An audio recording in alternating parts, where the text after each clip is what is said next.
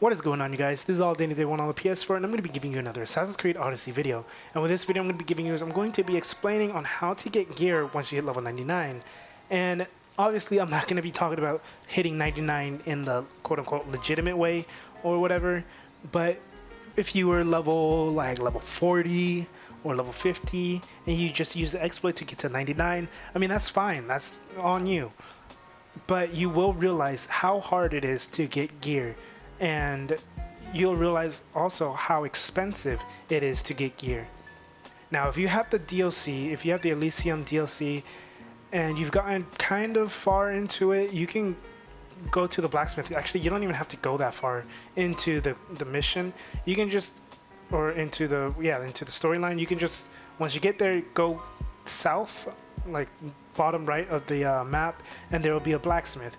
You're gonna go to the blacksmith and purchase a weapon because the weapons are gonna be very cheap. I'm pretty sure it's bugged, so the weapons are being sold for and being bought for about 2,000 to 3,000 drachmi. So if you could do that, then I would recommend doing that. Gear, on the other hand, is going to be very expensive, just like in the regular blacksmith as well. It's very expensive. Now, what you are going to do if you do not have the DLC, I mean, even if you do have the DLC, that's only for the weapons. If you do not have the DLC though, you're gonna have to farm out the hard way. So you're gonna need the Pilgrim set, which I would recommend getting, and it's very easy to get. All you have to do is just go around and loot the legendary chests to get these. There's specific legendary chests. I do have a video on where all the legendary chests are for the Pilgrim set. So you're going to want to get the Pilgrim set, and the reason why is for just the engrave. You don't need to worry about the stats on it or anything. You just want it for that 100% adrenaline consumption by Shadow of Nyx's ability, or minus 100%, which basically means you're not using any adrenaline. It doesn't matter what weapons you have either. You're not going to worry about that. And then for your abilities, all you're going to use is Shadow of Nyx, and you're going to use Vanish. And then also you want to have 3 points to the Stealth Master. Those are going to be the only 3 you want to have maxed out. I guess you can use Revelation as well, but for everything else, I don't care what abilities you choose to use, but those are going to be the 3 for sure that you want to have. Revelations is also pretty good in terms of finding where the gear racks and chests and everything is, but it's not necessary. Now, the only reason why you want to go with this specific type of build is because you're going to be stealing. This is, I guess, a thief build or steal whatever. Not even an assassin build because you're not assassinating anyone. So it's just a thief build. So you're just going to go around stealing from either forts or camps or wherever. Most areas are going to have weapon racks. Weapon racks are going to generally give you a blue or purple weapon. Sometimes it'll give you commons. I guess it depends on the tier list that you're on the mercenary list. If you're high on the mercenary list, I think you have a higher chance of getting purples, with blues being your commons. And then the actual common gear isn't as common to get. But anyways, you're gonna just go around forts or camps and steal from the weapon racks.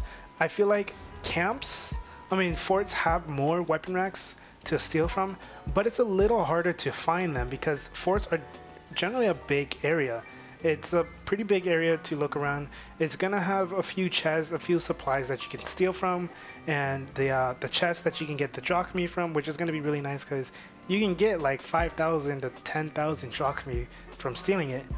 And then you can get a decent amount of supplies as well, so you can build those up.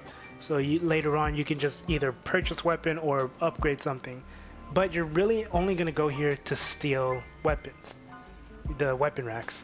And then you're going to use those stolen weapons to go and sell to the vendor. If you already let's say you already have weapons on you. Like let's say I stole, I don't know, let me just look what I did steal actually first. So I stole this blue heavy staff and then a common spear, and then I also stole a bow.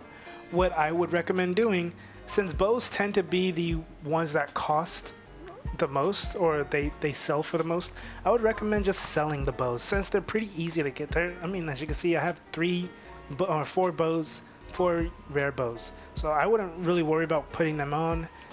because you're just not going to be doing any killing for anytime soon. You're not going to be doing any killing.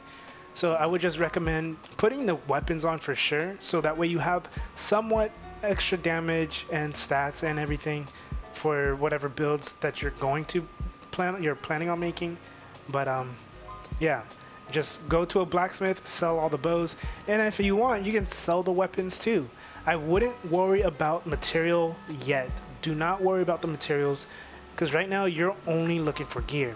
Once you've built up enough shock me, then you can start buying purple gear and whatever it is that you're looking for. But keep in mind, purple gear costs a lot. It's over 100,000 shock me. And what I've noticed is if it generally has pretty good stats, it's gonna cost for a pretty good amount of shock me. So like 150, 180,000 shock me is what it might cost. But yeah, that's pretty much it though with this. There's nothing else to it. You're just going around stealing, and this just makes it a lot easier to go around and steal because you're gonna be invisible the whole time. It will also be easier to do this at nighttime, because at nighttime some of the enemies are asleep, some of them are not. But yeah, I like it at nighttime because it feels more immersive anyways. And then the last thing I want to make a note of is make sure you do use the whistle mechanic.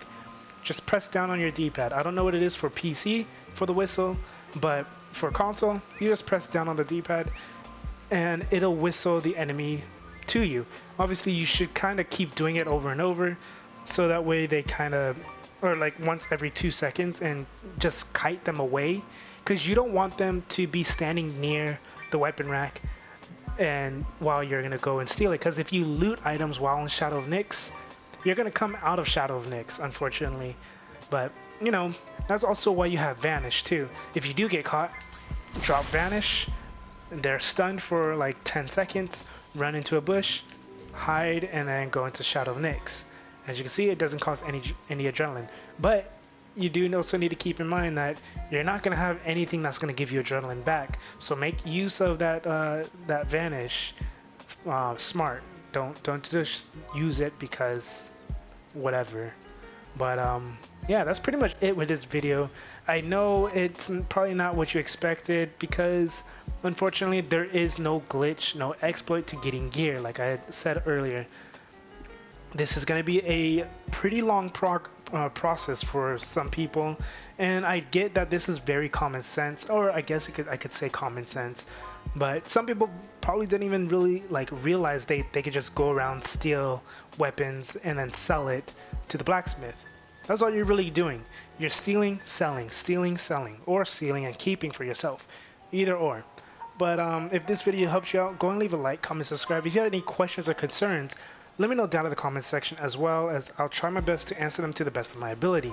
Now, also, the last thing I want to say, don't worry about using this if you don't have a problem getting gear. If you are having issues getting gear, if you are having issues getting Jacquemin because you can't kill the enemy, you can't do your quests, you can't do anything because you don't have the gear for it, do this. This is all it's for. This is not for anything else. Alright, but that's pretty much it. This is all Day One on the PS4. Have a good day, good night, and peace. Last thing I want to mention before I forget, because I did forget to mention this, is you can also go to the Oikos vendor. If you have the Orichalcum, if you have enough Orichalcum, I think it only costs 10 or 20 Orichalcum to purchase the jar. If you can buy the Olympian gift, and you know, you'll more than likely end up getting an epic item from it. I would recommend doing that. Just do that. You don't really need to save your Orichalcum for anything unless you're, I don't know. I mean, it's also pretty easy to get 80 Orichalcum just by doing the weeklies and a few dailies as well.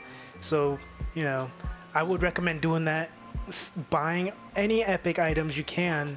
You can either sell it or keep it. Like I said, if it has good rolls, obviously you want to keep it. But do that for sure if you have the Orichalcum. Anyways, that's it. Bye.